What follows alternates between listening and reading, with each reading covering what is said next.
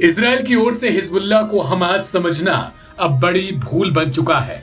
इसके कारण अब तक हिजबुल्लाह ने भी इजराइल के कई शहरों को अपना निशाना बनाया है। जानकारी के मुताबिक हिजबुल्लाह की ओर से अब तक 9,000 से ज्यादा रॉकेट नॉर्थ इजराइल के अलग अलग इलाकों में दागे गए हैं। वहीं इजराइल भी लगातार हिजबुल्लाह के ठिकानों पर बमबारी कर रहा है। मंगलवार और बुधवार को ही इजराइल ने लेबनान के कई इलाकों में एक साथ हमले कर एक बार फिर से तनाव को और बढ़ा दिया।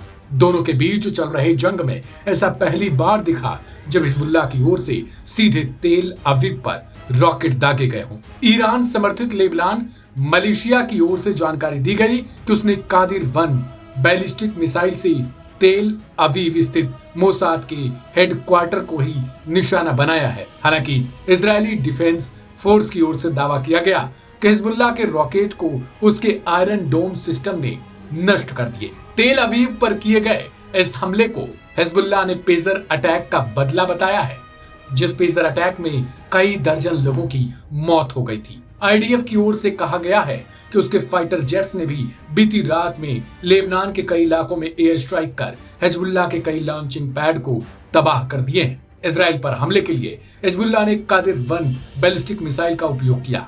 सेंट्रल इजराइल पर मिसाइल हमले की जिम्मेदारी लेते हुए हिजबुल्लाह ने मोसाद मुख्यालय को कादिर-1 बैलिस्टिक मिसाइल से निशाना बनाया है। हिजबुल्लाह की ओर से कहा गया है कि यह हमला पेजर और वॉकी टॉकी विस्फोटों और समूह के शीर्ष कमांडरों की हत्याओं का जवाब है। दूसरी ओर हिजबुल्लाह ने इस बात की भी पुष्टि कर दी है कि बीती रात बेरूत में हुए इजरायली एयर स्ट्राइक में उसके रॉकेट और मिसाइल डिवीजन के कमांडर इब्राहिम कुबैसी की मौत हो गई है। इजराइल ने लेबनान के जिन इलाकों को अपना निशाना बनाया उनमें मारून अल रास, फू, हबूश, डफलंट, अल निमरिया, अर्जोन, अरबसलीम, नकौरा में आंगर, तुलीन आदि शामिल बताए जा रहे हैं। अब ये सवाल है कि आखिर क्या आने वाले समय में हिजबुल्लाह और इजराइल के बीच ये तनाव और बढ़ता जाएगा, क्योंकि हिजबुल्लाह जिस तरीके से अब इजराइल पर हमले कर रहा है उससे तो ये साफ हो चुका है कि इजराइल भी लेबनान के कई और इलाकों को अपना निशाना बनाने जा रहा है।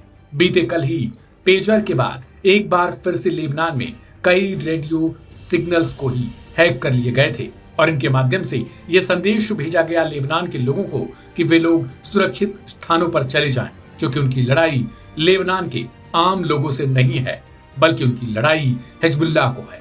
इजराइल की ओर से भेजे गए संदेश में यह साफ कहा गया कि वो आम नागरिकों पर कुछ नहीं करना चाहते। उनकी तरफ से उनके डिफेंस फोर्स केवल हिजबुल्लाह को सबक सिखाना चाहती है, क्योंकि हिजबुल्लाह बार बार अपनी आदतों से बाज नहीं आ रहा। अब आने वाले समय में यह देखना दिलचस्प हो जाता है कि क्या दोनों की तरफ से इस हमले में कोई निष्कर्ष निकलता है या फिर नहीं। इस खबर में फिलहाल इतना ही। बाकी की तमाम अपडेट्स के लिए सब्सक्राइब करें लाइव हिंदुस्तान।